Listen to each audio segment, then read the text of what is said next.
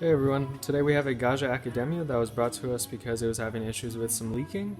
Usually with these machines, the leaking tends to be a problem with a faulty ceramic valve, which looks like this. So this is the old one, and it is placed right here. So you just remove this whole panel here, and you want to replace that. So now that it's been replaced, let's pull a shot and see how it's looking.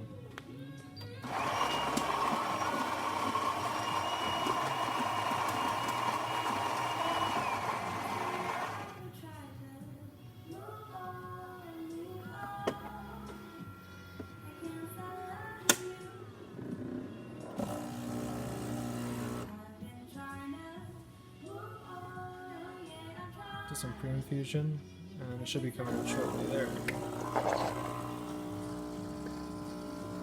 Looking like some pretty good even flow. Crema's looking like a nice coloration. It's looking like a really nice shot.